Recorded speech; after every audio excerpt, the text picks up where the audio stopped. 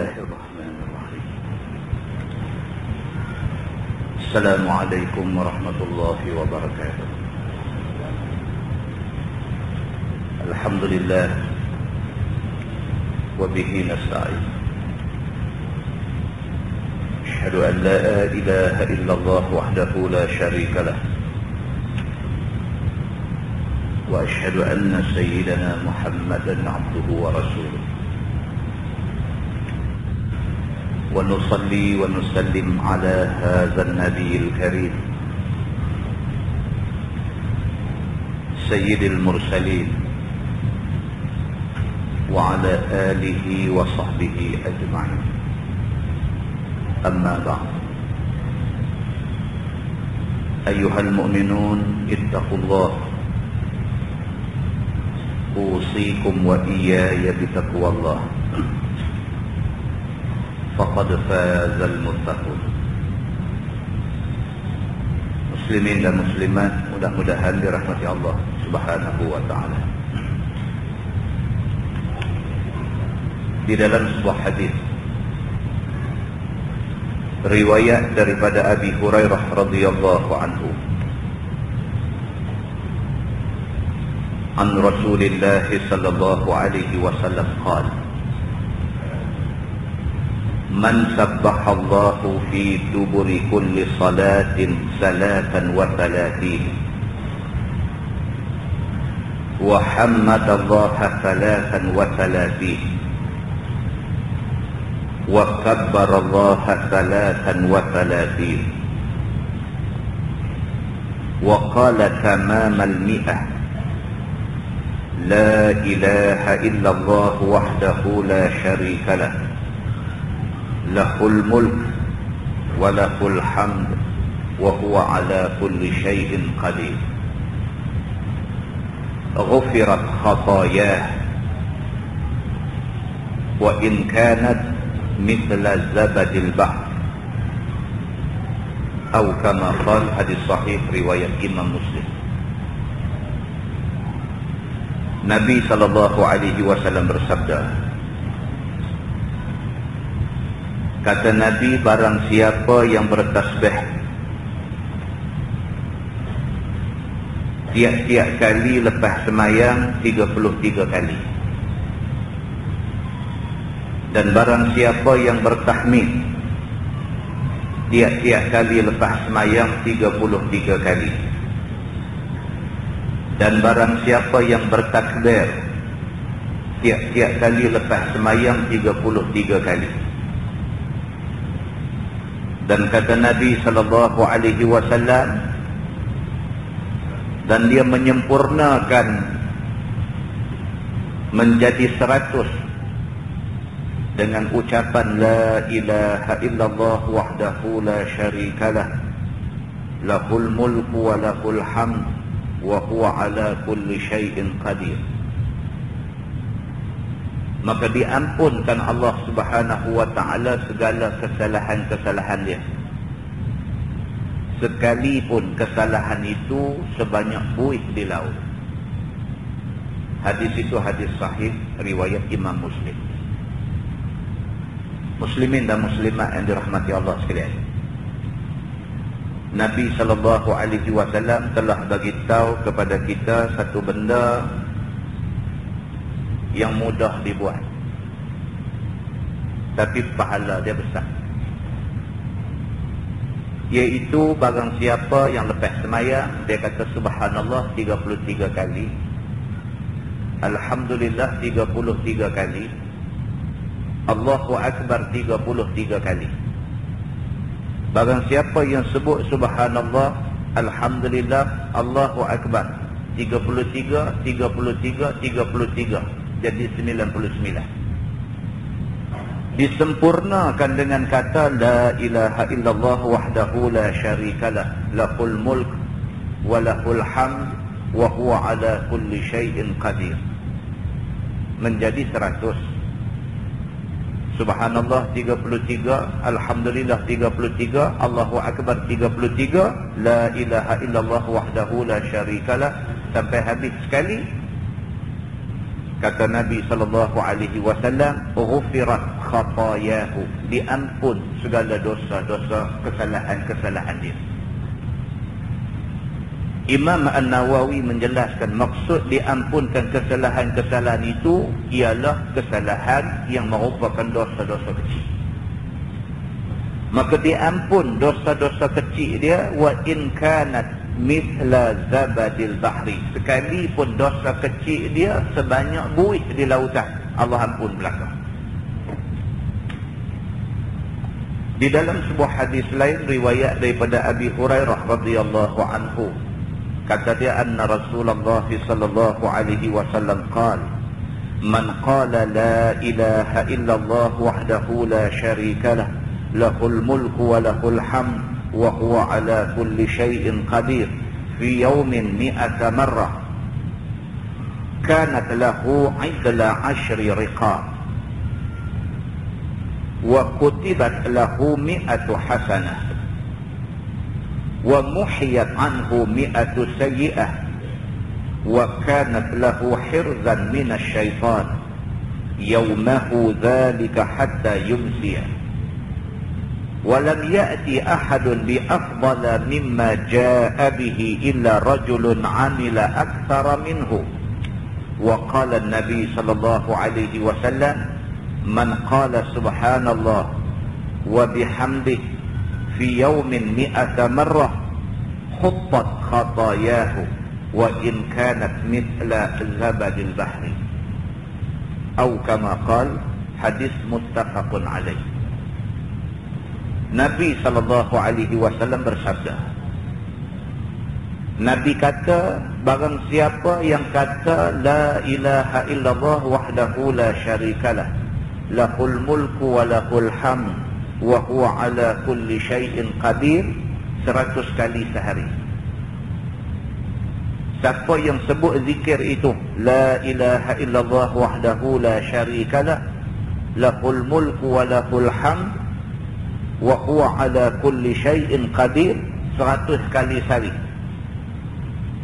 kanat lahu 10 riqab, pahala Tuhan bagi kat dia seumpama dia memerdekakan 100 hamba. Wa kutibat lahu 100 hasanah, Allah bagi ke dia 100 pahala. Pahala yang dia dapat seumpama pahala memerdekakan 10 orang hamba. Itu satu. Kemudian Allah Subhanahu wa taala tulis kepada dia 100 pahala lagi sebagai tambahan. Wa muhiyat anhu 100 sayyi'ah, dihapuskan daripada dia 100 dosa yang dia buat. Wa kanat lahu hirzan minasy syaitan yawmahu dzalika hatta yumsiya, Allah Subhanahu wa taala pelihara dia daripada gangguan dan daripada kacau syaitan, daripada awal-awal pagi sampai petang. Walam ya'ti ahadun bi afdala mimma jaa'a bihi illa rajulun 'amila aktsara minhu, dan tak ada orang yang dapat lebih besar pahala daripada dia ni, melainkan orang yang mengucapkan benda tadi lebih pada dia. Tak ada orang yang akan dapat menandingi pahala orang yang sebut la ilaha illallah wahdahu la syarikalah, lahul mulku wa lahul hamd wa huwa ala kulli syai'in qadir, sebut 100 kali. Orang yang sebut benda ni 100 kali, pahala dia cukup besar. Tak ada orang boleh menandingi besar pahala orang yang sebut benda ni 100 kali, melainkan orang yang sebut lebih daripada 100 kali. Nabi kata begitu. Wa qala Nabi sallallahu alaihi wasallam, dan Nabi bersabda lagi, Nabi kata, man qala subhanallah wa bihamdihi fi yawmin 100 marrah, barang siapa zikir sebut subhanallah wa bihamdihi, sehari dia sebut 100 kali, huttat khatayahu, Allah Subhanahu wa taala hapuskan dosa-dosa kecil dia. Wa in kanat mithla zabadil bahri, sekalipun dosa kecil itu sebanyak buih dalam laut. Hadis itu hadis sahih muttafaqun alaih. Muslimin dan muslimat yang dirahmati Allah sekalian, benda ni kita dah buat selalu dah. Cumanya kita tak tahu kata benda ni sebenarnya disuruh oleh Nabi SAW dengan suruh sungguh-sungguh. Itu kita tak tahu.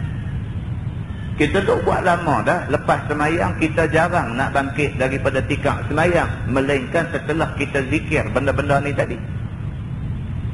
Tapi kita dah buat benda ni selama ni atas ikut-ikut. Selama ni kita semayang, Tok Imam yang duk jadi imam di masjid ni memang duk bawa benda ni. Kita buat benda ni ikut-ikut. Malam ni kita tambah satu ilmu lagi. Rupanya benda ni dibuat berdasarkan kepada suruh Nabi. Bukan sahaja Nabi suruh, bahkan Nabi suruh sungguh-sungguh. Bukti kata Nabi suruh sungguh-sungguh tu ialah apabila Nabi SAW kata pahala dia yang pertama, dia dapat pahala seperti orang yang memerdekakan 10 orang hamba. Satu. Yang kedua, dia dapat pahala. Allah Subhanahu Wa Ta'ala tulis kepada dia 100 kebajikan. Yang ketiga, Allah Subhanahu Wa Ta'ala hapuskan 100 dosa kecil dia. Yang keempat, Allah Subhanahu Wa Ta'ala janji bahawa dia akan dipelihara daripada awal pagi sampai petang daripada gangguan syaitan. Bahkan Nabi SAW kata tidak ada orang yang lebih baik daripada orang ni. Orang yang menyebutkan la ilaha illallah wahdahu la syarikalah lahul mulku wa lahul hamd yuhyi lahul mulku wa lahul hamd wa huwa ala kulli syai'in qadir. Tidak ada orang yang lebih baik daripada orang yang sebut benda ni 100 kali, melainkan orang yang sebut lebih daripada 100 kali. Dan ini sabit daripada hadis yang sahih, hadis muttafaqun alaih. Sepakat ulama mengatakan ini hadis sahih. Muslimin dan muslimat yang dirahmati Allah sekalian. Bahkan dalam ayat 41, 42 surah Al-Ahzab, Allah berfirman, A'udzubillahi minasyaitanirrajim, Ya ayyuhallazina amanu zkurullaha zikran katsira wasabbihuhu bukratan wa asila. Sadaqallahul azim. Maksud dia, wahai orang yang beriman, ingatlah Allah dengan ingat yang banyak. Tuhan sendiri sebut dalam Quran, Tuhan kata wahai orang yang beriman, uzkurullaha zikran katsira. Ingat Allah, ingat banyak-banyak. Tuhan kata, wasabbihuhu bukratan wa asila. Dan bertasbihlah kepada Allah. Banyak-banyak sebut subhanallah, sama ada pagi ataupun petang. Di dalam ayat lain Allah Subhanahu Wa Ta'ala berfirman, A'udzubillahi minasyaitanir rajim, Wadhkur rabbaka fi nafsika tadarruan wa khifah wa dunal jahri minal qawl bil ghuduwi wal asal wa la takum minal ghafilin. Sadaqallahul azim. Al-A'raf ayat 205. Allah berfirman dalam ayat ni, Wadhkur rabbaka fi nafsika tadarruan wa khifah. Allah Subhanahu Wa Ta'ala kata, dan berzikirlah kepada Tuhan kamu dalam hati kamu, dalam keadaan rendah hati dan takut pada Allah. Tuhan suruh. Allah Subhanahu Wa Ta'ala guna fi'il amar. Dalam bahasa Arab dia kata fi'il amar, perintah suruh. Wadhkur, dan hendaklah kamu zikir kepada Tuhan kamu dalam hati kamu, tadarruan wa khifah, dalam keadaan kamu tunduk rendah hati dan takut kepada Allah Subhanahu Wa Ta'ala. Wa dunal jahri minal qaul, dan hendaklah kamu zikir itu tanpa deras suara. Allah Subhanahu Wa Ta'ala kata zikir itu wa dunal jahri, tanpa kamu deras suara. Allah Subhanahu Wa Ta'ala sebut begini dalam ayat 205 surah Al-A'raf. Dia ada penjelasan kepada ayat ini. Nabi SAW pernah ditanya oleh sahabat dia. Sahabat tanya Nabi, Tuhan kita ni dekat ke jauh? Ini hadis, tuan-tuan boleh rujuk di dalam tafsir Ibnu Katsir pada mentafsirkan ayat 205 surah Al-A'raf yang kita baca tadi. Dia wa'mai satu hadis Nabi SAW. Sahabat tanya Nabi, "Ya Rasulullah, Tuhan kita ni, dia ni dekat ke jauh dengan kita? Kalau sekiranya Tuhan dekat, adakah kita hanya perlu berbisik waktu berzikir? Ataupun kalau sekiranya Tuhan kita jauh, adakah kita perlu menjerit waktu berzikir?" Sahabat tanya Nabi, "Ya Rasulullah, Tuhan kita ni dekat ke jauh? Kalau Tuhan dekat, adakah bermakna kita ni zikir memadai dengan suara pelan aja kerana Tuhan dekat? Ataupun Tuhan ni jauh pada kita, maka dengan kerana itu zikir kita kena berat?" Bila sahabat tanya Nabi benda yang macam ni, Allah Subhanahu wa taala buat turun satu ayat pada Nabi. Allah berfirman, "A'udzubillahi minasyaitonir rajim. Wa idza sa'alaka 'ibadi 'anni fa inni qarib. Ujibu da'watad da'i idza da'ani." Allah Subhanahu wa taala buat turun ayat tu. Maksud dia, wa idza sa'alaka 'ibadi 'anni. Dan kalau hamba aku tanya kamu tentang aku, Tuhan buat turun ayat Quran, suruh Nabi baca ayat ni dekat sahabat hak tanya Tuhan jauh ke dekat. Allah sebut dalam ayat tu, wa idza sa'alaka 'ibadi 'anni, dan kalau hamba aku tanya kamu tentang aku, fa inni qarib, hamba kat depa kata aku dekat dengan depa. Ujibu da'watad da'i idza da'ani, aku akan kabulkan permintaan mereka apabila mereka minta apa-apa pada aku. Maka Nabi SAW pun baca ayat ni dekat sahabat dan Nabi menjelaskan.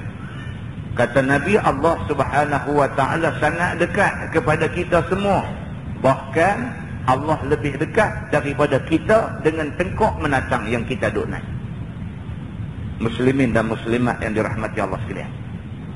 Maka Allah Subhanahu wa taala sebut dalam ayat tadi, "Wadhkur rabbaka fi nafsika tadarruan wa khifa."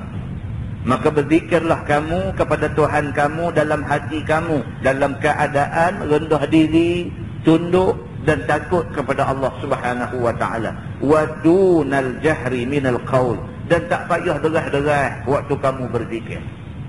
Bil ghudwi wal asal, dan zikir biarlah pada waktu pagi dan petang. Wala takum minal ghafilin, dan janganlah hampa jadi daripada kalangan orang-orang yang lalai. Muslimin dan muslimat yang dirahmati Allah sekalian, kemuncak kepada kita disuruh ingat Allah Subhanahu wa taala dengan zikir ini, Allah sebut dalam ayat 152 suratul Baqarah. Firman dia, "Fadhkuruni azkurkum." Maksud dia, berzikirlah kamu pada aku ingat kamu. Allah Subhanahu wa taala kata dalam ayat tu, "Fadhkuruni," berzikirlah kamu pada aku. "Azkurkum," sebagai balasannya, aku ingat kamu. Muslimin dan muslimat yang dirahmati Allah sekalian, apa lagi kita mahu selain daripada Allah ingat kita? Kalau Allah Subhanahu wa taala ingat kita, dia jaga kita. Kalau Allah Subhanahu wa taala ingat kita, dia pelihara kita. Kalau Allah Subhanahu wa taala ingat kita, dia sentiasa akan tolong kita. Maka tak rugi kita guna masa yang ada untuk zikir kepada Allah, untuk ingat Allah Subhanahu wa taala. Kerana ingat Allah langsung tidak membawa rugi apa-apa kepada kita semua. Mudah-mudahan muqaddimah itu memberi manfaat kepada kita semua, insya-Allah. Kita menggunakan Bahrul Mazi jilid 18. Bahrul Mazi jilid 18, muka surat 102. Muka surat 102. Kita masuk satu bab baru. Kata dia bab ma jaa fi zikri man yakhruju minan nar min ahli tauhid. iaitu bab yang datang pada menyebutkan hadis yang membicarakan mereka yang keluar daripada neraka daripada ahli tauhid. Malam ni dia nak bawa dekat kita hadis yang nak menceritakan kepada kita, manusia ni kalau dia ahli tauhid, lambat laun dia akan keluar daripada neraka. Tuan-tuan, kita ni manusia. Bila kata manusia ni, la yakhlu minal khata' wan nisyan. Nabi kata manusia ni tak boleh sunyi, tak boleh lepas daripada khata' wan nisyan, daripada buat silap, daripada terlupa. Kita tak boleh cakap besar sebab kita manusia. Hari ni kita boleh cakap besar, kita boleh lungguk 1000 kesalahan kepada orang yang kita tak suka. Tapi kita tak tahu, mungkin minggu depan kita buat macam yang orang kita tak suka tu. Kita buat. Pasal apa?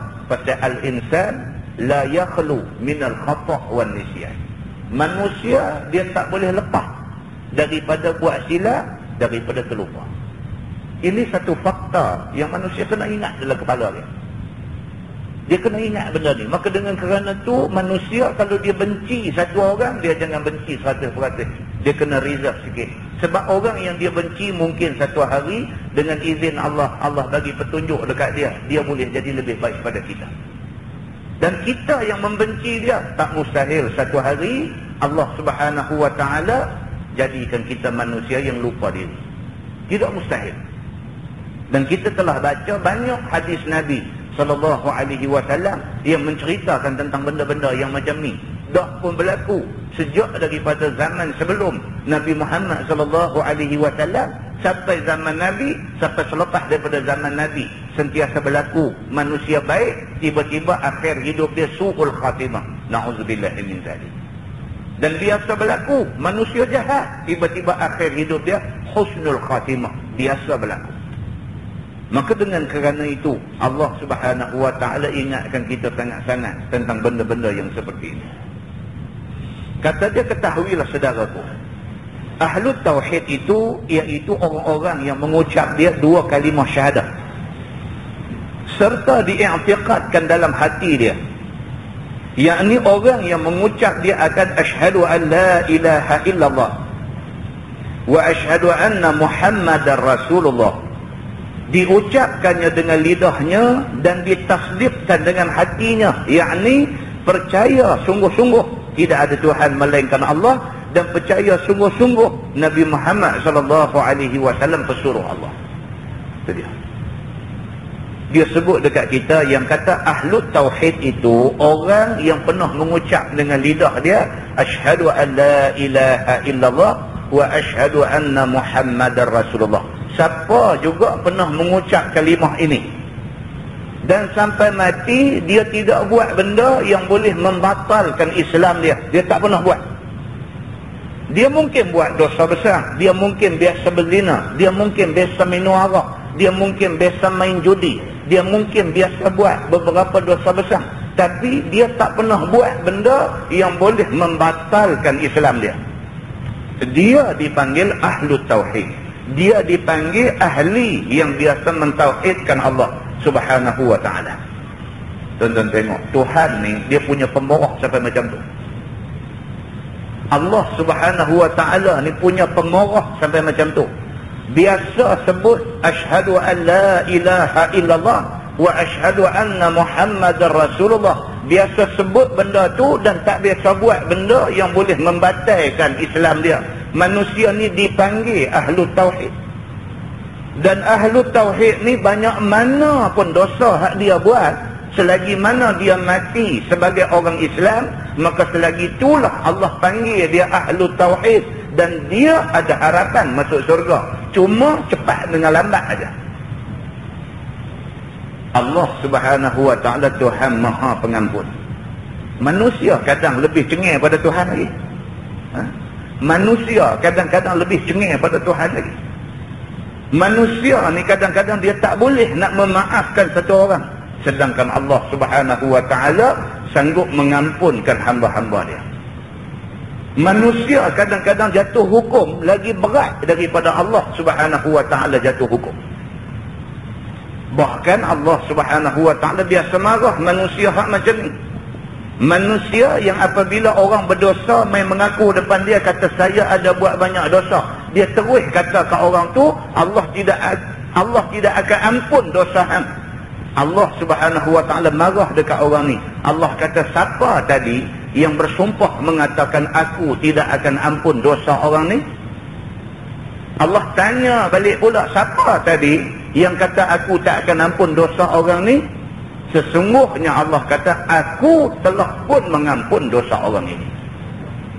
Muslimin dan muslimat yang dirahmati Allah sekalian. Maka dia sebut dekat kita di sini, maka siapa-siapa ada keadaannya yang demikian itu. Siapa-siapa yang pernah sebut asyhadu an la ilaha illallah wa asyhadu anna Muhammadar Rasulullah dan tidak pernah buat benda yang boleh merosakkan Islam dia, maka ialah ahlu tauhid namanya. Orang ni dipanggil ahlu tauhid, dia kata. Dan ahlu tauhid itu dua macam halnya. Dia kata yang kata ahlu tauhid, orang yang biasa mengucap asyhadu an la ilaha illallah wa asyhadu anna Muhammadar Rasulullah, ada dua jenis. Pertamanya ahlu tauhid yang tiada masuk neraka sekali-kali. Ini satu.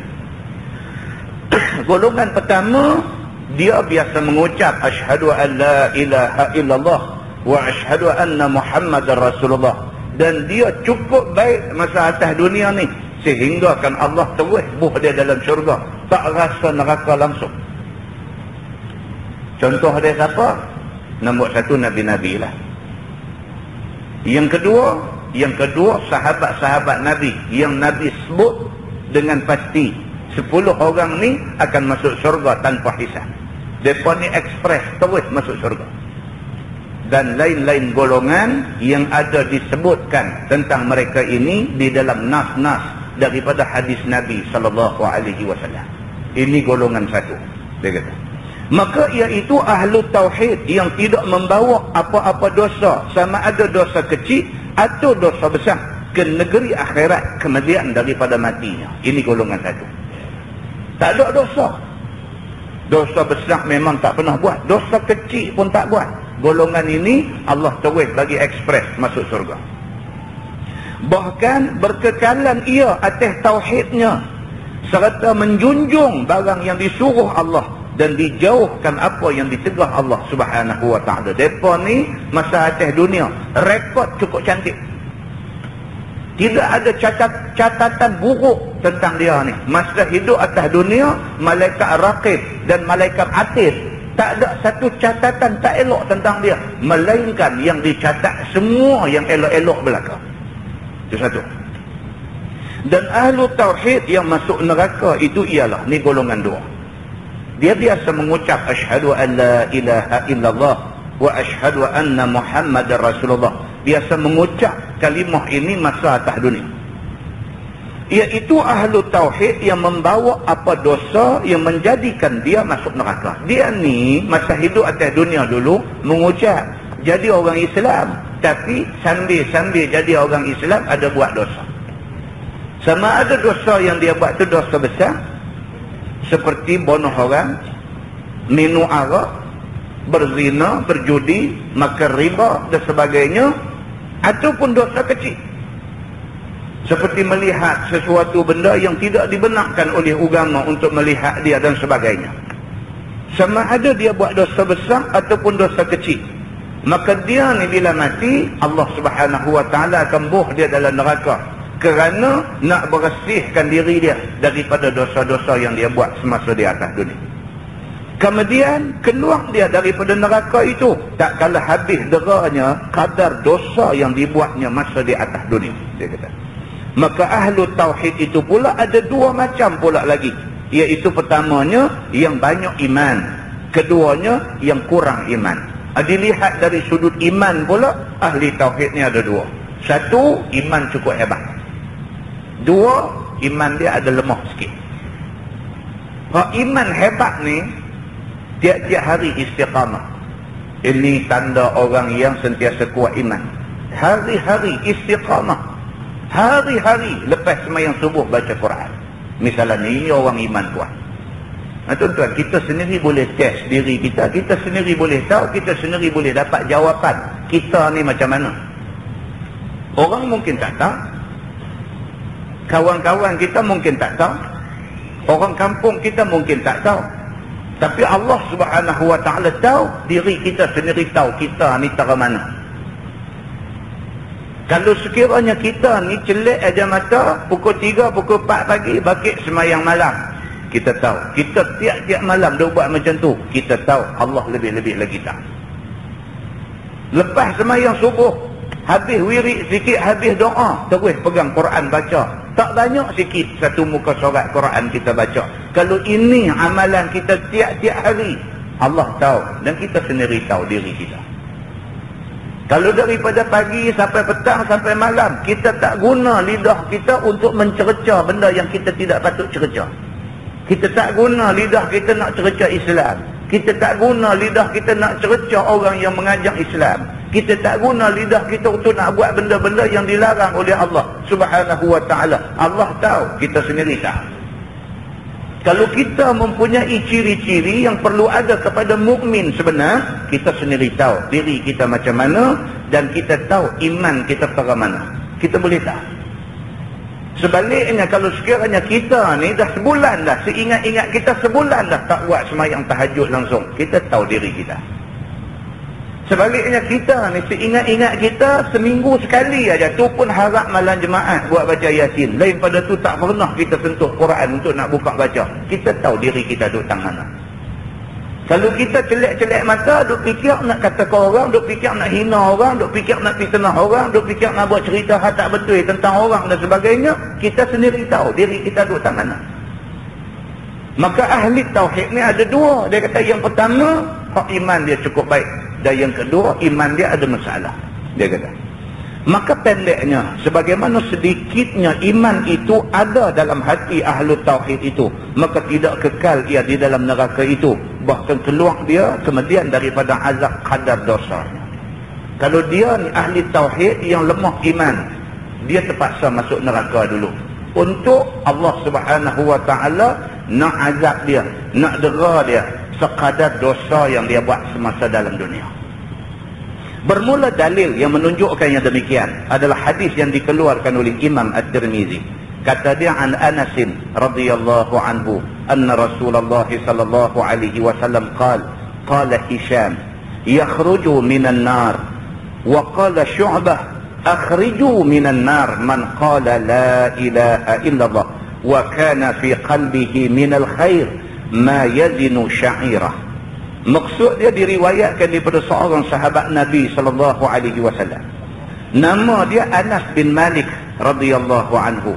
Kata dia bahwasanya Nabi sallallahu alaihi wasallam bersabda ia. Kata Hisham, yakni rawi hadis ini, keluar daripada neraka.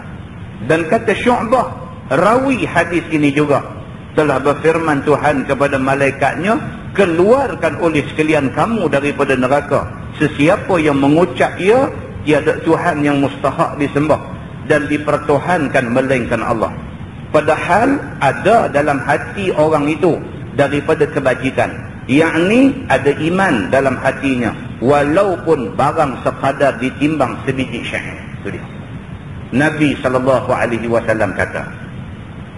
Ni dalam hadis yang kita baca ni, Anas bin Malik, dia kata Nabi SAW kata, Nabi kata, Allah Subhanahu Wa Ta'ala berfirman, akhriju minan nar man qala la ilaha illallah wa kana fi qalbihi minal khair ma yazinu sya'ira.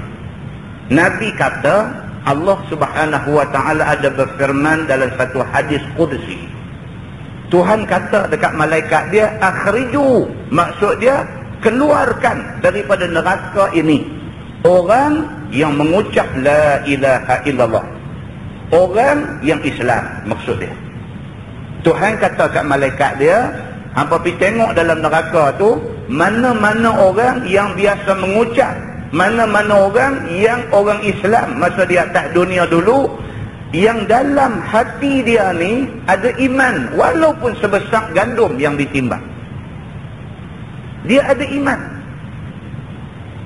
Seumur hidup dia biasa semayang. Bukan tak biasa semayang, dia biasa semayang. Tapi semayang dengan tinggal semayang lagi banyak daripada semayang. Tapi dia ni dalam dunia dulu dia semayang. Walaupun semayang dia tenggelam timbul, sat semayang, sat tak semayang, semayang sikit tak semayang banyak. Tapi dia ni masih ada iman dalam hati dia.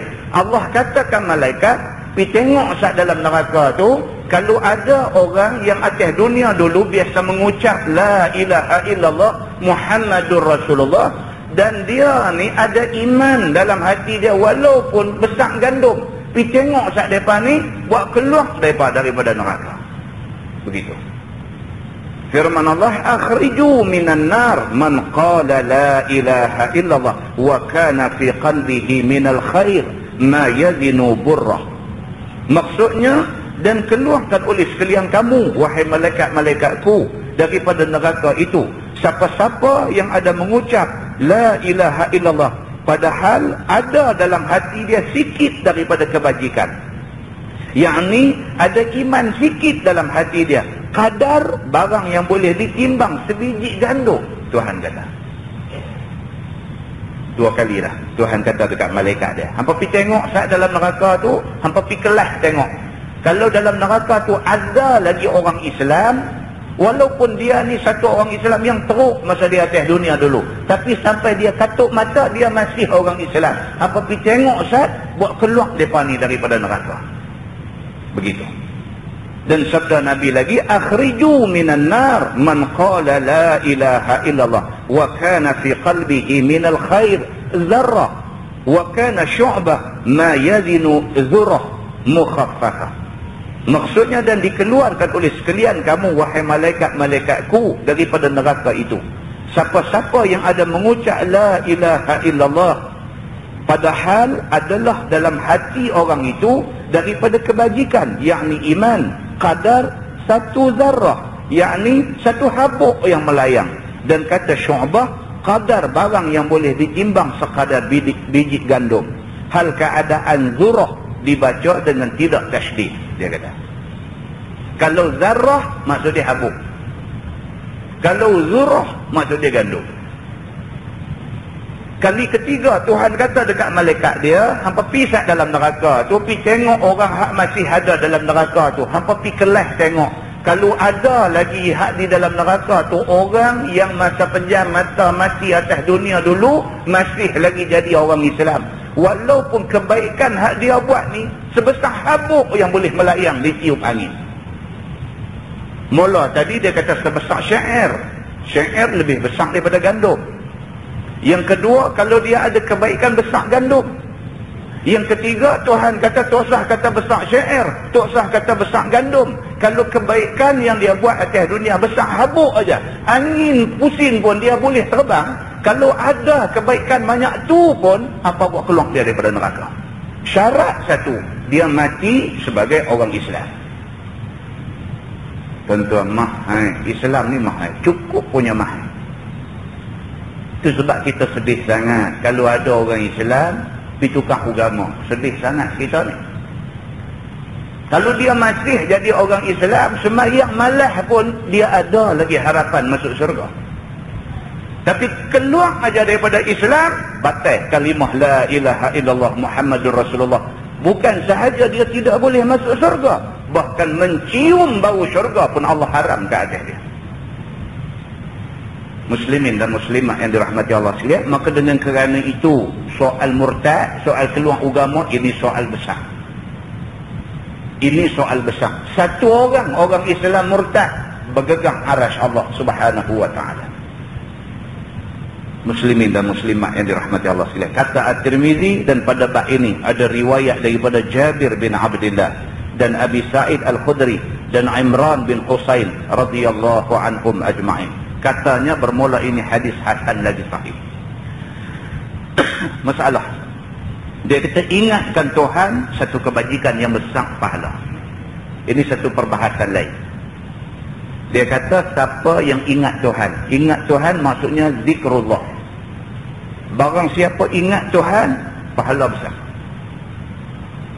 Sesungguhnya ingat Tuhan itu yakni hadir dalam hati menyebut kebesaran Allah, dan maha suci Allah daripada kekurangan, dan cukup ketinggian dan kekuasaan dan sebagainya, maka sekalian itu boleh pula disebut dengan lidah dan dikatakan dengan zikrullah.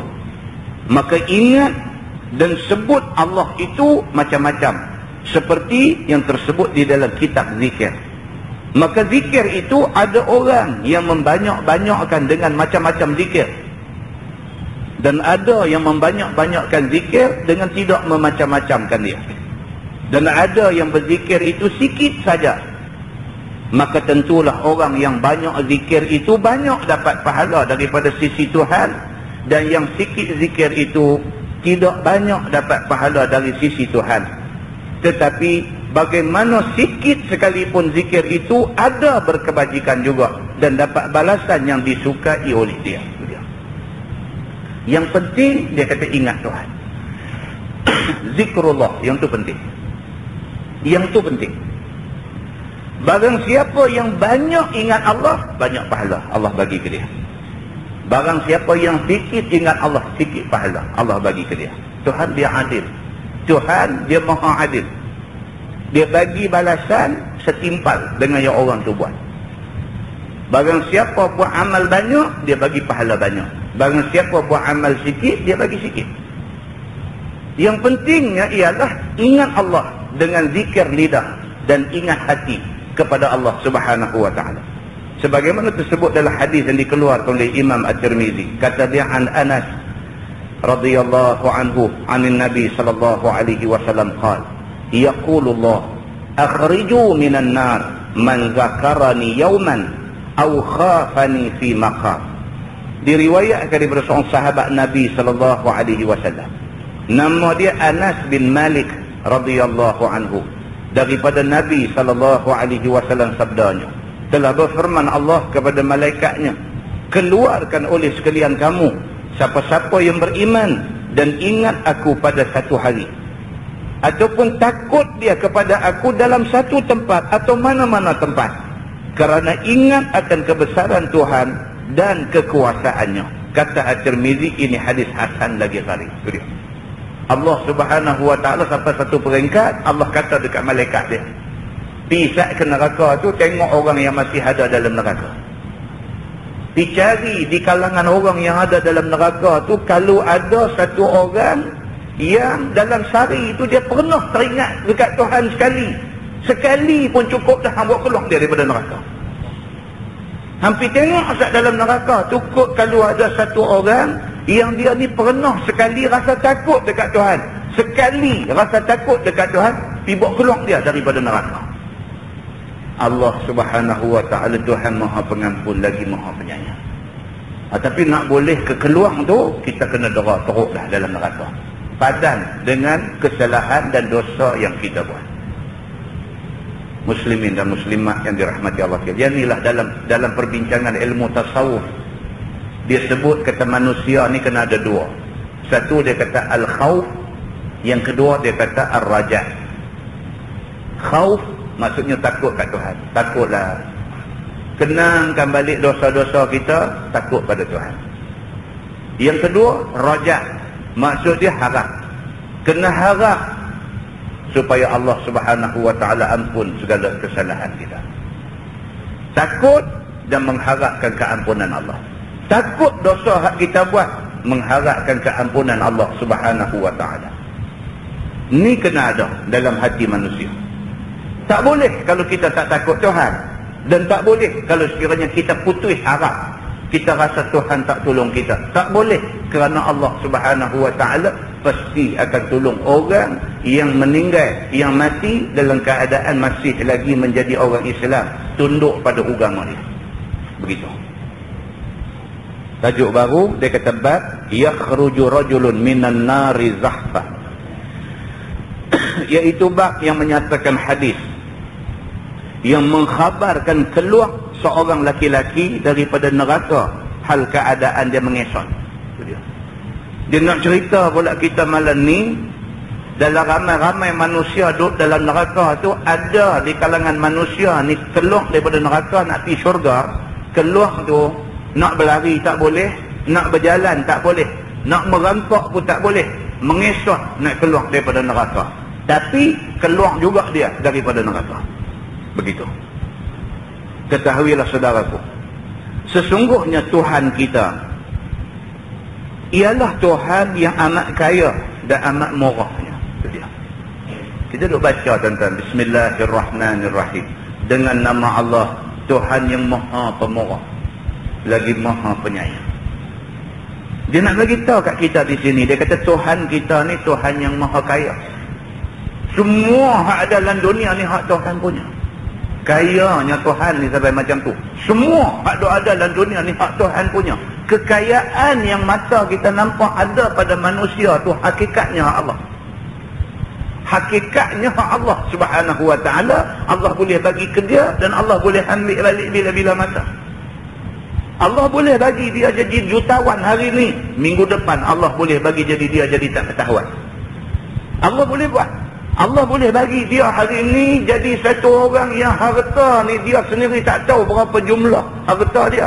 Tapi minggu depan Allah Subhanahu wa ta'ala juga boleh jadikan dia satu orang manusia yang tak ada apa pada diri dia. Allah Subhanahu wa ta'ala memiliki segala-gala benda yang ada dalam alam ini. Hakikat semua benda Allah. Manusia diamanahkan untuk mengurus kekayaan Allah Subhanahu wa ta'ala. Begitu. Baik, maka nampak kemurahan Tuhan itu ialah dikurnianya semua hamba dalam dunia, sama ada kafir atau Islam. Ini kemurahan Allah. Allah maha pemurah sehingga kan orang kafir tidak sembah dia, pergi sembah tokoh pun dia bagi kaya juga. Kemurahan Allah Subhanahu wa ta'ala.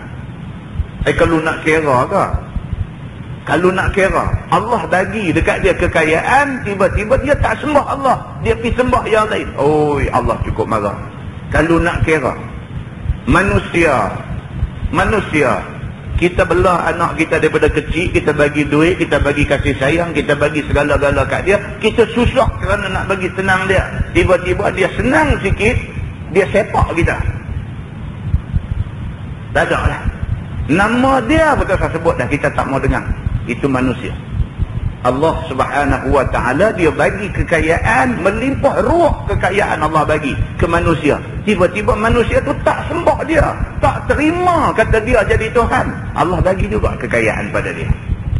Wah, Allah Subhanahu wa ta'ala. Dan nampak lebih-lebih kemurahan Tuhan itu masa di akhirat, waktu Allah memberi balas kepada hamba dia yang mukmin. Hak tadi pun kita nampak Allah cukup pemurah dah. Orang tak sembah dia pun dia bagi kaya, cukup pemurah dah. Tak, dia kata Allah lebih lagi pemurah di akhirat itu. Mana-mana orang yang beriman dengan dia, dia akan bagi benda dekat orang yang beriman dekat dia ni, sehingga kita tak ada keraguan lagi dah. Allah memang maha pemurah. Begitu. Iaitu sekurang-kurang mukmin yang masuk syurga itu dikurniakan Allah Subhanahu wa ta'ala lebih daripada dunia ni dengan apa-apa yang tidak dikirakan dan tidak terhinggakan. Itu dia. Di akhirat itu orang ni kalau beriman dengan Allah Subhanahu wa ta'ala, Allah bagi ke dia, Allah bagi ni tak berkira langsung. Unlimited, dia kata. Unlimited, tak ada limit. Banyak mana Tuhan bagi belakang. Punya kayanya Allah Subhanahu wa ta'ala sampai begitu sekali. Kita pun kalau bagi ada limit. Kita kalau bagi pun ada limit. Limit takat sekian-sekian banyak, tak boleh bagi lebih pada tu. Allah Subhanahu wa ta'ala, dia kalau dia bagi, dia tak ada limit. Berapa banyak pun Allah boleh bagi di akhirat itu. Dia kata demikianlah tersebut di dalam khabar daripada Nabi SAW. Hadis yang dikeluarkan oleh Imam At-Tirmizi. Kata dia an Abdullah bin Mas'ud radhiyallahu anhu qala Rasulullah sallallahu alaihi wasallam inni la a'rifu akhir ahli an-nar khurujan rajulun yakhruju minha zahfan. Diriwayatkan daripada seorang sahabat Nabi sallallahu alaihi wasallam, nama dia Abdullah bin Mas'ud radhiyallahu anhu. Kata dia telah bersabda Nabi sallallahu alaihi wasallam, sesungguhnya aku ketahui akan akhir ahli neraka pada keluarnya daripada dalam neraka itu, iaitu satu orang laki-laki yang mukmin. Keluar dia daripada neraka dengan mengesot pungkornya. Dia kata, pungkor dia tulis di sini. Dia kata Nabi SAW bersabda, Nabi kata aku tahu, Allah bagi tahu kat aku. Manusia yang penghabis sekali boleh keluar daripada neraka nak pergi masuk syurga ialah manusia yang masih Islam waktu mati dia. Dan dia ni keluar dalam keadaan kesot daripada neraka nak pergi ke syurga. Keluar dalam keadaan mengesot, dia kata. Fayaqulu ya Rabbi qad akhadha an-nasul manazil. Qala fayuqalu lahu intaliq fa'adkhulil jannah. Qala fayadhhabu wa yadkhula fayajidu an-nasa qad akhadhul manazil fayarji' fayaqul ya Rabbi qad akhadha an-nasul manazil. Maka berkata dia, wahai Tuhanku, ni orang hak last sekali keluar daripada neraka. Dia penghabis sekali. Lepas dia keluar tu tak keluar dah orang hak tinggal tu. Kalau hak penghabis ni keluar daripada neraka, dia kata kat Tuhan, wahai Tuhanku, sesungguhnya telah mengambil orang-orang akan tempat di dalam syurga. Maka di mana lagi hamba dapat tempat supaya dapat hamba duduk dan bersenang diri. Bila Tuhan kata kat dia, okey, orang yang penghabis sekali, lepas ni neraka tutup, tak siapa boleh keluar daripada neraka lepas ni. Kamu orang penghabis, pergi keluar, pergi masuk syurga. Dia kata dekat Tuhan, wahai Tuhan, dia kata, bagi saya keluar lah ni, saya nak pergi duduk tang mana? Orang lain pakat keluar pergi dulu pada saya, bukan sikit dah. Mereka ambil habis dah tempat dalam syurga. Saya kalau pergi pun saya tak ada tempat dah. Saya nak duduk tang mana? Dia kata kat Tuhan macam tu. Maka kata dia di sini, sebab pun dikata orang itu demikian kerana ia menurut kira-kira fikirannya dan agak-agak sangkanya sebagai dia dalam dunia. Dia tu ingat lagu dunia lah. Dia tu ingat lagu dunia. Kalau rumah tu boleh, kalau masjid ni boleh muat takat 2,000 orang. Hak mai pun 2,500 dah. Dia nak mai lagi nak duduk tang mana? Tempat semua orang duduk habis dah. Dia duk ingat syurga tu macam dia atas dunia dulu lah. Tempat ni boleh isi sekian banyak, hak pi tu dah banyak tu dah, tak boleh masuk dah. Dia duk ingat syurga macam mana rumah, macam mana masjid dalam dunia ni. Kalau penuh dah tak boleh masuk. Dia duk ingat lagu tu. Tiba-tiba rupanya di sana lain daripada dalam dunia. Dia kata rupanya akhirat dia tak macam dunia. Dia tak serupa. Telah ditentukan Allah kurnia nikmat yang berganda-ganda bagi orang mukmin. Di akhirat esok, kalau orang ni orang yang beriman dengan Allah, Allah bagi dekat dia berganda-ganda kesenangan dalam dunia. Kata rawi hadis ini, bila berkata laki-laki itu seperti yang di atas itu, maka dijawab orang dari pihak Tuhan baginya. Kata dia, pergilah kamu wahai laki-laki masuk syurga. Lihat, adakah tidak ada tempat bagimu? Kata kat dia, hampir tengok dulu. Pergi tengok dulu, ada tak ada tempat. Jangan tak pergi lagi terus kata tak ada tempat. Pergi tengok dulu. Ada ke tak ada tempat? Pergi tengok dulu. Maka kata rawi itu, pilah laki-laki itu supaya masuk akan syurga. Tiba-tiba didapatinya orang-orang semuanya sungguh telah mengambil mereka itu akan tempatnya dan rumah-rumahnya. Dia pergi dia tengok tempat ada orang dah. Dia tengok-tengok, dia kata sungguh dah. Macam kata tadi lah. Puak ni main dulu pada dia, semua tempat mereka ni dah ambil. Maka kembali laki-laki itu kata dekat Tuhan. Kata dia, ya Tuhanku, sesungguhnya telah ambil orang-orang semua akan tempat dan rumahnya di dalam syurga. Maka di mana hamba mau bertempat dan mau berumah? Dia kata, pergi dah tengok, orang dah penuh dah, tak ada tempat dah. Dia balik habaq kat Tuhan macam tu. Qala fayuqalu lahu atadhkuru zaman alladhi kunta fi? Fayaqulu na'am. Fayuqalu lahu tamanna. Maka kata rawi, apabila sudah laki-laki itu kata yang demikian, maka dijawab orang daripada pihak Tuhan baginya, adakah kamu ingat akan masa yang ada kamu di dalamnya, yakni masa kamu dalam dunia? Apakah yang engkau ingat akan kesedapan dunia itu? Bila dia patah balik mai kat Tuhan, dia kata, sungguh penuh dah. Tuhan kata kat dia, Lah ni lagu ni. Cuba hang ingat balik masa dalam dunia dulu, apa benda yang hang berasa teringin, berasa seronok dalam dunia dulu. Masa duduk atas dunia dulu, apa benda yang hang berasa teringin tapi hang tak dapat benda tu. Hang teringin apa dulu? Teringin rumah tepi laut? Teringin rumah ada swimming pool? Teringin Mercedes compressor? Teringin helikopter? Teringin personal jet sendiri? Hang teringin apa? Atas dunia dulu, hang ada teringin apa yang hang tak dapat benda tu masa di atas dunia dulu. Kalau ada benda yang hang teringin masa atas dunia dulu tapi hang tak dapat benda tu, tamanna. Dia kata la ni, hang ingat dalam hati hang nak apa? La ni hang ingat, dia kata. Maka dijawabnya, bahkan ya Tuhanku, banyak benda yang aku ingat. Dia kata kat Tuhanmu, kalau nak kira teringin banyak. Baru keluar daripada neraka, tak ada tempat lagi dalam syurga. Bila Tuhan kata kat dia, la ni teringin apa, habang main. Dia habang kat Tuhan apa? Dia kata, mu kalau kira teringin banyak. Ni yang kata manusia tu. Dia tengok perangai. Tu perangai manusia lah tu. Sampai akhirat nu pergi buat perangai tu lagi. Sampai sana nu buat perangai tu lagi. Sedanglah ke diri, baru keluar daripada neraka nak pergi masuk syurga, sedang ke diri. Kalau orang kata hamu apa yang hang duk teringat, hang duk teringin nak tak dapat, hang sebut mela ni. Sebut satu sudahlah. Sedang ke diri. Saya ni kira boleh keluar daripada neraka tu pun alhamdulillah, cantiklah dikit. Ni dah, bila Tuhan kata kat dia, lah ni yang hang teringin dalam dunia dulu tapi tak dapat apa benda. Cuba hang sebut mai lah ni. Dia pergi jawab kat Tuhan, dia kata apa? Ya Tuhanku, banyak yang aku teringin. Dia kata, kalau nak kira teringin, dia kata banyak. Ni manusia.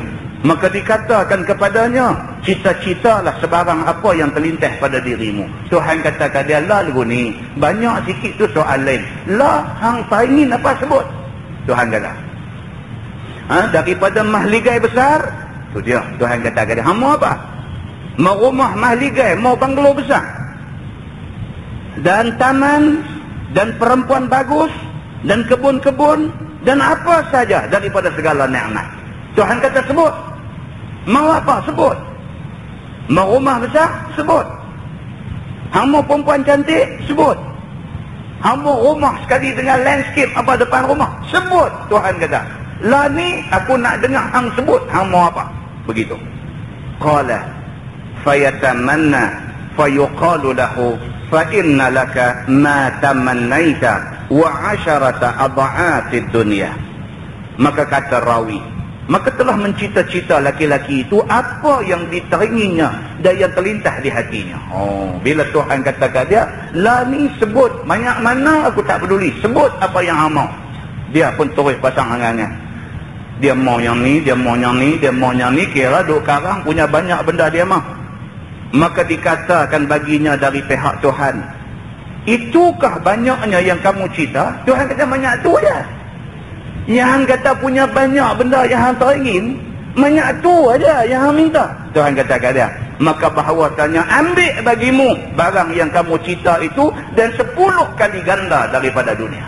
Itu dia yang kata kaya Tuhan. Tuhan kata hang teringin apa yang dulu atas dunia teringin tak boleh, lah hang sebut.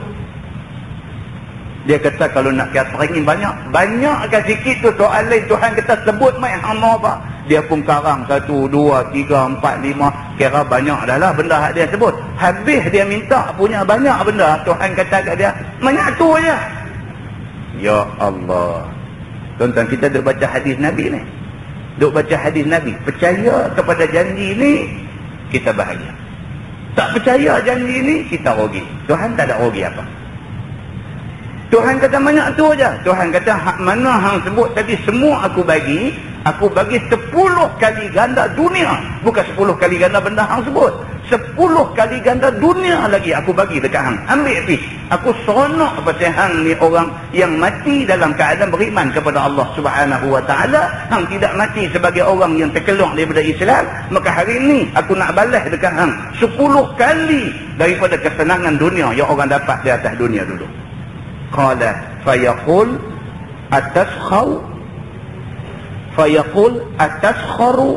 ataskharu bi wa antal malik.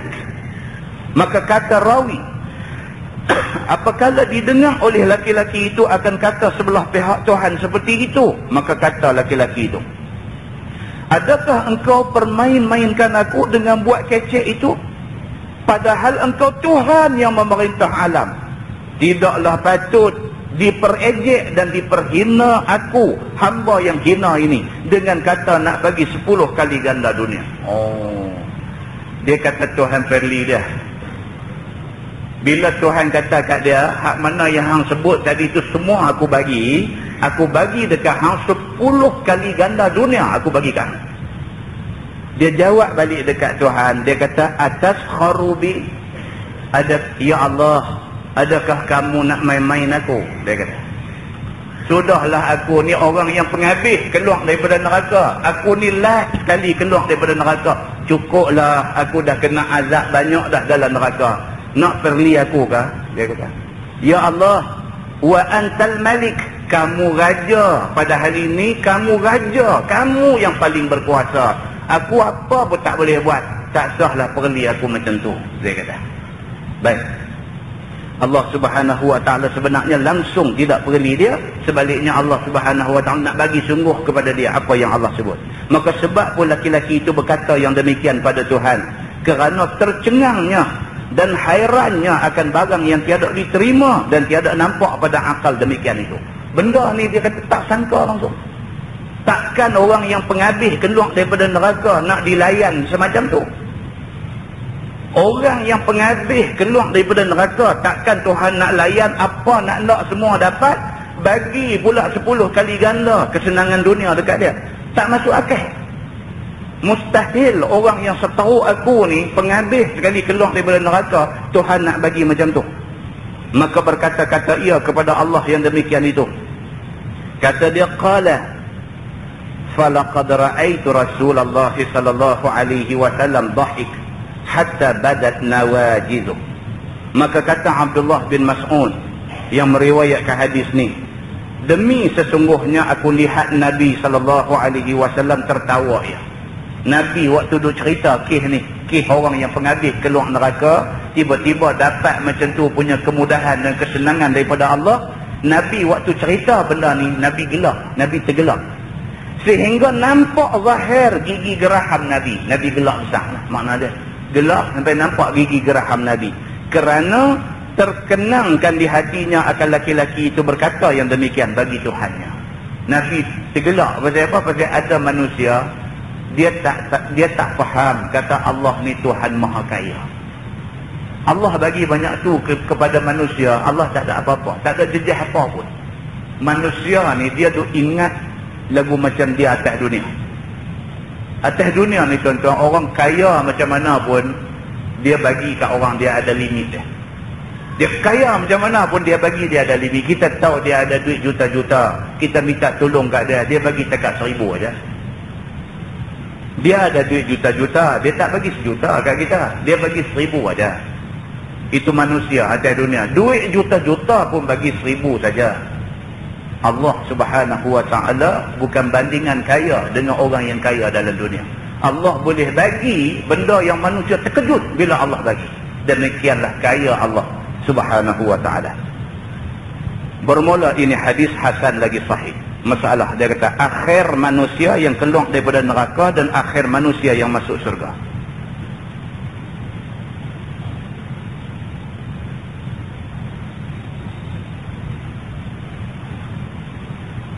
Yang ni pun dia nak ulang sama lah, hadis yang sama tuan-tuan. Tuan-tuan buka muka surat sebelah 108. Muka surat 108. Sebab hadis yang berikut tu adalah hadis yang lebih kurang sama dengan yang kita baca tadi. Kita skip, kita langkah pergi muka surat 108 bawah. Masalah dia kata ahlu tauhid masuk neraka sampai menjadi arang dimakan oleh api neraka itu. Ini kita baca. Dia ni ahli tauhid. Maksudnya dia masa hidup atas dunia biasa mengucap asyhadu an la ilaha illallah wa asyhadu anna muhammadar rasulullah. Lepas dia mengucap, dia ni tak tahu manusia jadi manusia Islam tak ada, tak tahu. Hidup tenggelam timbul. Segala macam dosa dia buat, segala macam semua dia randuk habis. tapi dia tak buat benda yang menyebabkan dia murtad. Masih Islam. Masih Islam, tapi jahat. Atas dunia cukup punya jahat. Judi dia main, tapi orang tanya dia, judi ini haram ke tak? Dia kata haram, tapi main. Kalau dia kata judi ini halal, dia murtad.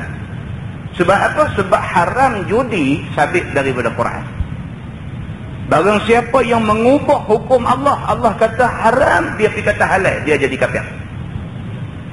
Dia ni dah, dia main judi. Orang pergi kata hang ni apa ni, dah umur dah tua dah duk main judi lagi. Dia kata aku tak payah nak tinggal benda ni. Hang tahu dah kata judi ni haram? Dia kata tahu.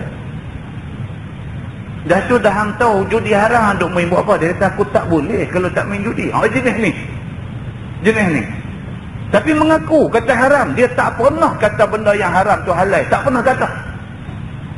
Tapi dia buat benda-benda haram. Ini ahli tauhid juga. Dia dianggap sebagai ahli tauhid, tetapi cukup banyak dosa dengan Tuhan. Orang yang macam ni masuk neraka, kena bakar dalam api neraka sampai jadi macam arang. Dia kata, kita baca. Demikianlah tersebut di dalam hadis Nabi SAW. Seperti yang dikeluarkan hadisnya oleh Imam At-Tirmizi.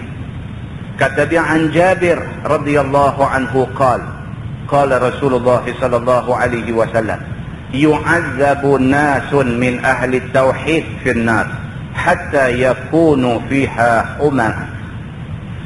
Maksudnya diriwayatkan daripada seorang sahabat Nabi sallallahu alaihi wasallam, nama dia Jabir bin Abdullah radhiyallahu anhuma. Kata dia telah bersabda Nabi sallallahu alaihi wasallam, diazab orang-orang daripada ahli tauhid di dalam neraka dengan sebab dosa yang diperbuatnya pada masa dalam dunia, sehingga jadilah diri mereka itu arang di dalamnya. Itu dia. Nak boleh ke keluar daripada neraka, nak boleh ke minta apa yang dia nak dekat Tuhan, Tuhan bagi 10 kali ganda dunia. Nak boleh sampai ke situ tu, kena bakar dalam neraka sampai jadi arang dulu. Itu dia. Tadi bila kita dengar huraian hak mula tadi, ada orang kata tak semayang pun tak apa, last kali masuk surga juga. Ada orang ingat lagu tu. Ini dia nak abangkan kita pula. Tak semayang pun tak apa. Tak semayang pun tak apa. Selagi dia tidak murtad, dia ada harapan masuk surga. Betul. Tapi nak boleh ke masuk surga tu, Tuhan dia bakar sampai jadi arang dulu dalam neraka. Mau ke tak mau? Tak mau semayang lah. Ada cerita dia lagu tu lah. Tapi kita tak boleh nafikan sifat pemurah dan sifat kasih sayang Allah. Allah tetap pemarah, tetap kasih sayang kepada orang yang biasa mengucap la ilaha illallah Muhammadur Rasulullah. Tapi Allah, innallaha la yukhliful mi'ad. Allah dia tidak pernah mukiak janji. Allah kata orang berdosa dia akan balas dengan neraka, Allah balas. Setelah dia balas orang-orang yang berdosa ni, bakar sampai rentung jadi arang, baru dia ambil buat keluar, dia bagi masuk surga. Sekiranya orang ni mati dalam keadaan masih menjadi orang Islam. Begitu. Baik, dia kata, sambung hadis tadi, summa tudrikuhumur rahmah fayukhrajuna wa yutrahuna ala abwabil jannah. Kemudian mendapatkan mereka itu oleh rahmat Tuhan. Setelah dimasuk neraka, bakar sampai jadi arang. Dah habis dah, tebuih dah segala dosa-dosa dia buat, tebuih habis dah. Maka Allah Subhanahu wa taala bagi rahmat kepada dia. Maka dikeluarkan mereka daripada neraka dengan rahmat Allah dan belas kesian Allah. Tuhan kesian dekat depa ni, dengan rahmat Allah, Allah ambil depa bawa keluar daripada neraka dan dibantingkan mereka itu atas pintu-pintu syurga. Allah buat keluar daripada neraka, lempak masuk dalam syurga. Masuk pun cara kasar, padan dengan hang atas dunia dulu jahat. Padan. Tapi masuk surga juga, tapi bagi cara kasar. Begitu. Sambung hadis tu, dia kata qala fatarushu alaihim ahlul jannatil ma fayanbutuna kama yanbutul ghusa fi humalati sayl thumma yadkhuluna al jannah. Maksudnya kata rawi, apabila dilihat oleh ahli syurga akan mereka, yakni akan ahli syurga itu terbanting, maka dituang atas mereka itu oleh ahli syurga itu dengan air hayat, iaitu air yang menjadikan semula mereka menjadikan semula baik segala tubuh mereka yang binasa itu. Dia ni duduklah neraka. Kena bakar dah hangus rentung dah. Dah habis dah tepuih dah segala dosa dia, segala kesalahan dia dengan dera bakar ni. Allah Subhanahu wa ta'ala perintah malaikat suruh pergi ambil mereka bawa keluar dengan rahmat Allah.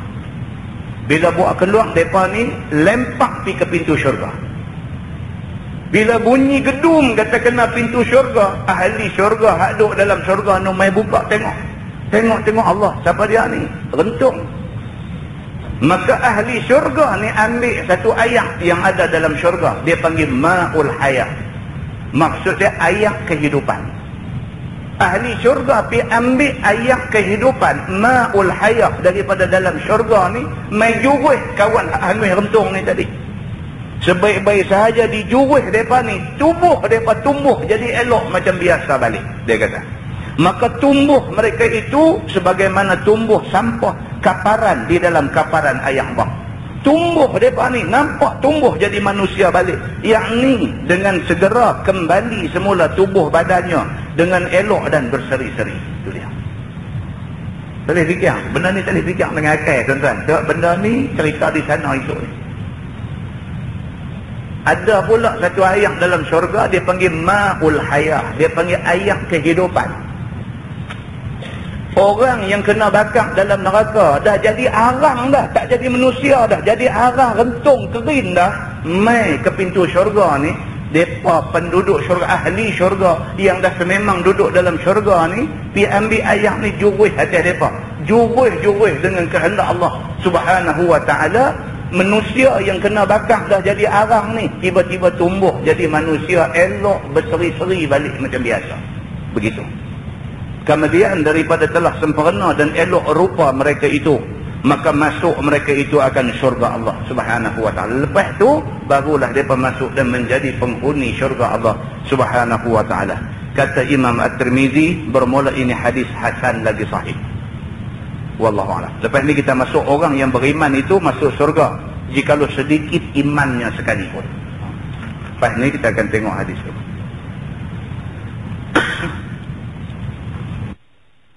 Kekuatan umat Islam tak cukup kuat. Sebab kita umat Islam seluruh dunia tak bersatu dalam soal ini. Cukupkah kita sekadar mendoa keselamatan orang Palestin dan menjahanamkan Yahudi, Zionis dan Amerika yang membantu Yahudi? Soalan. Tuan-tuan, apa lagi kita boleh buat? Nah, Palestin tu keliling dia Mesir, Jordan, Syria, yang mana negara-negara ni mempunyai tentera yang kuat. Tuan-tuan. Kekuatan tentera darat Mesir dengan kereta kebalnya, tank dia, dengan jet pejuang dia, dengan apa, demikian juga Syria, demikian juga Jordan. Sebenarnya dah cukup dah. Dah cukup dah. Kalau sekiranya negara Arab semua bersatu. Bersatu menentang Yahudi. Sebab terang-terang yang jahat dalam isu ni ialah Yahudi. Terang. Satu dunia tahu. Cumanya nak mengaku tak mengaku. Yang tu saja. Tapi tahu semua tahu. Bila sebut kata ada pembunuhan beramai-ramai di mana itu? Satu dunia tahu. Memang benda tu berlaku. Presiden Bush buat-buat tak tahu. Dia buat satu press conference di Amerika. Dia kata betul ke? Dia kata ada pembunuhan di situ. Bush kata betul ke? Dia kata dia tak dapat maklumat pun kata ada orang Islam kena bunuh di situ. Dia tak dapat maklumat pun. Dia tak tahu lagi.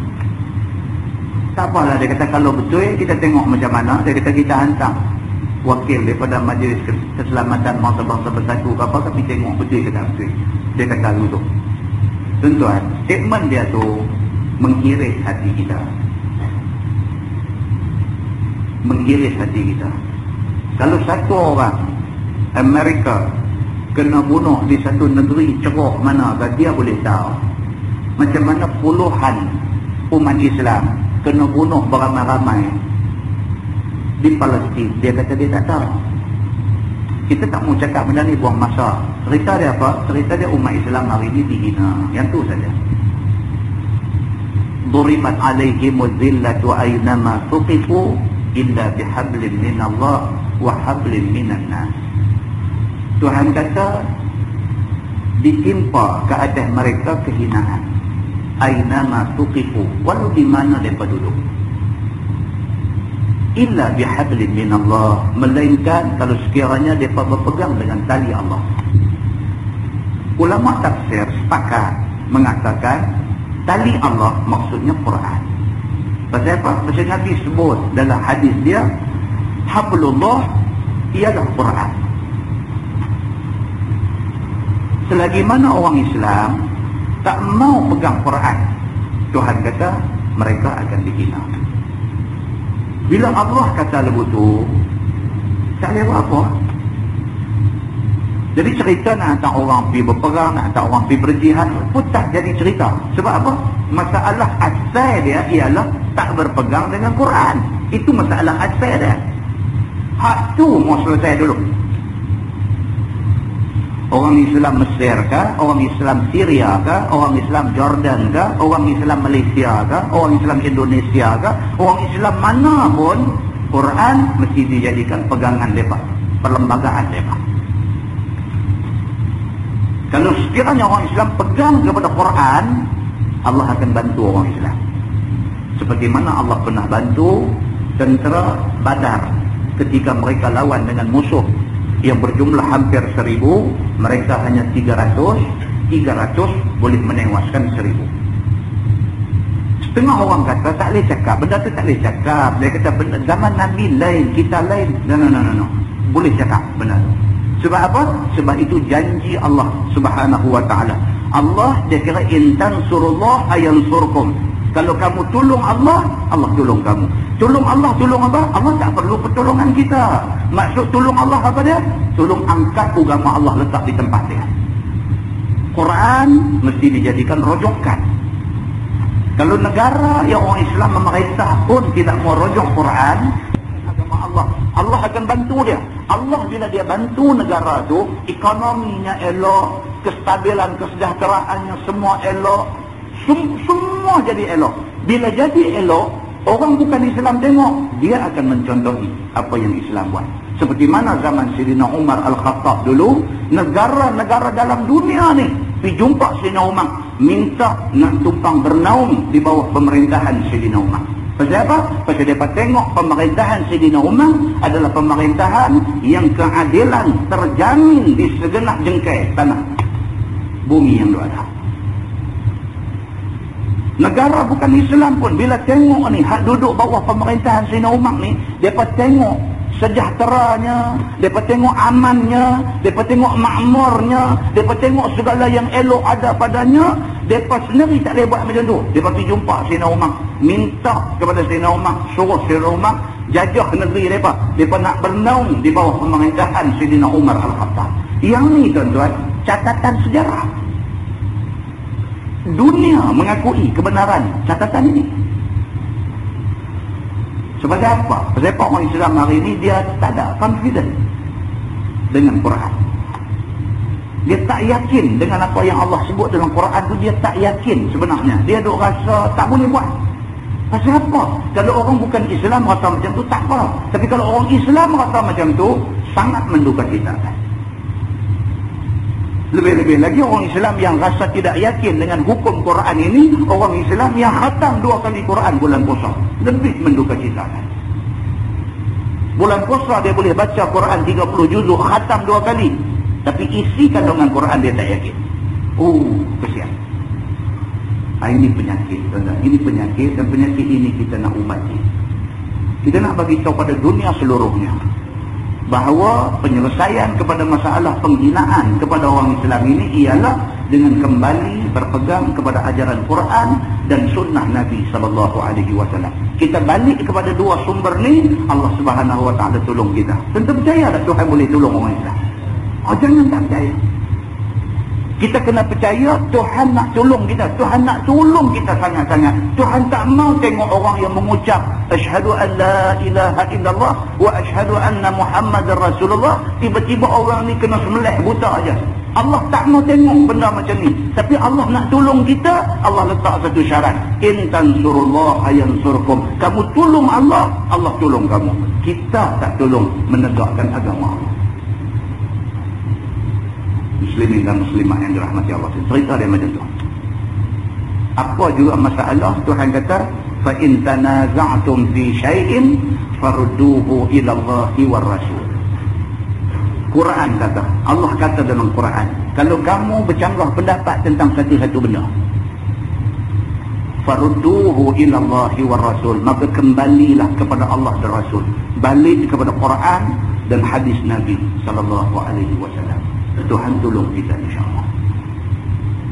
Nah, mudah-mudahanlah. Selain daripada itu, kita setakat yang kita boleh buat, minta kepada Tuhan, merayu dekat Tuhan, bukan minta lagu biasa, merayu kepada Tuhan, bermunajat pada Tuhan, minta Allah bantu saudara-saudara kita yang seagama di mana juga mereka duduk daripada penindasan dan kezaliman yang dikenakan ke atas mereka.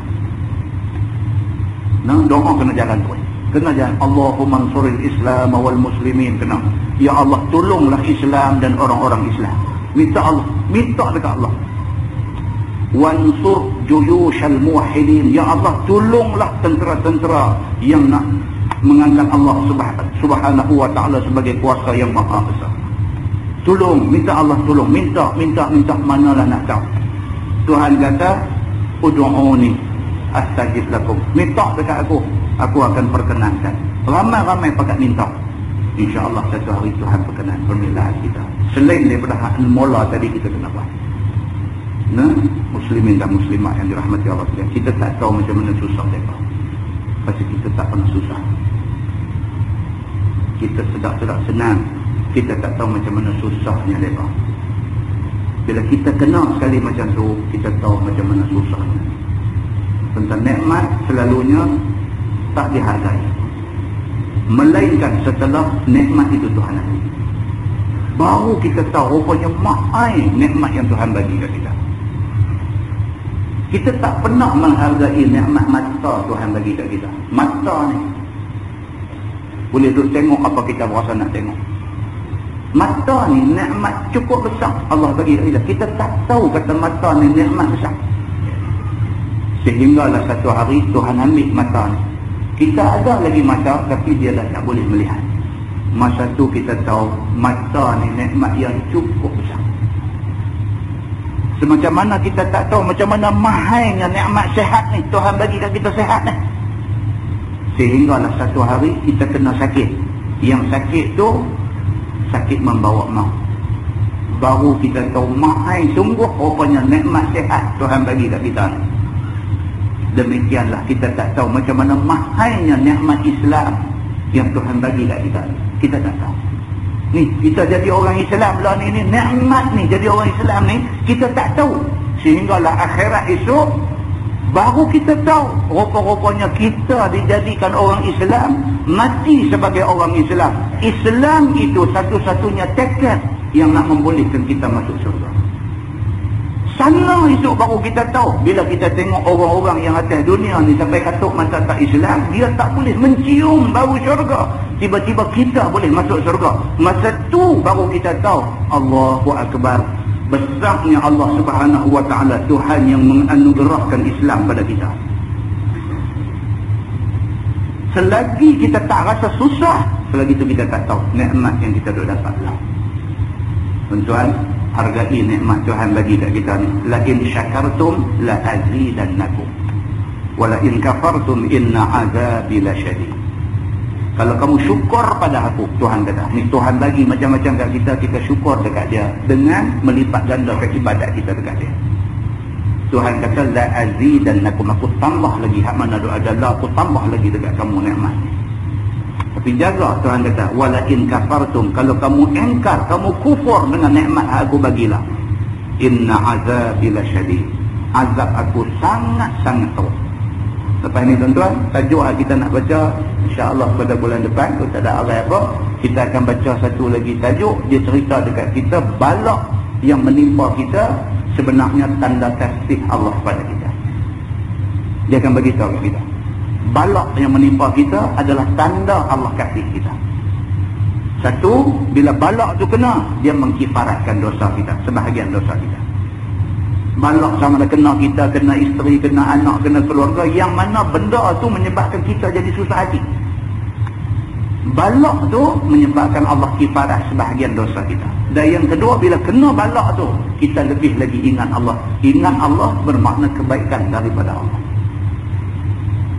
Mudah-mudahan Allah Subhanahu wa ta'ala berkati kita, Allah bagi kekuatan kepada kita, Allah bantu kita, Allah bantu saudara-saudara kita yang sama-sama seagama dengan kita, insya-Allah.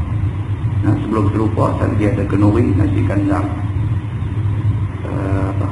termasyur dengan pertama. Buat kenuri, kita boleh dapat seorang sekali. Kita tangguhkan majlis ini dengan tasbih kafarah dan suratul Asr. Subhanallah. Asyhadu an la ilaha illa anta astaghfiruka. Bismillahirrahmanirrahim. Wal 'asr. Innal insana illa alladhina amanu wa 'amilus وتواصوا بالحق وتواصوا بالصبر. اللهم صل على محمد في الأولين والآخرين وسلم رضي الله تبارك وتعالى عن سادتنا أصحاب سيدنا رسول الله أجمعين. بسم الله الرحمن الرحيم. الحمد لله رب العالمين حمدا يوافي نعمه ويكافئ مزيدا. يا ربنا لك الحمد كما ينبغي لجلال وجهك الكريم وعظيم سلطانك. رضينا بالله ربا وبالإسلام دينا وبمحمد نبيا ورسولا. اللهم افتح علينا فتوح العارفين وارزقنا فهم النبيين بجاه خاتم المرسلين. اللهم فقهنا في الدين وعلمنا التأويل واهدنا صراطك المستقيم. اللهم أرنا الحق حقا وارزقنا اتباعه وأرنا الباطل باطلا وارزقنا اجتنابه. اللهم اجعل جمعنا جمعا مرحوما وتفرقنا من بعده تفرقا معصوما. وصلى الله على محمد وعلى آله وصحبه وسلم والحمد لله رب العالمين. السلام عليكم.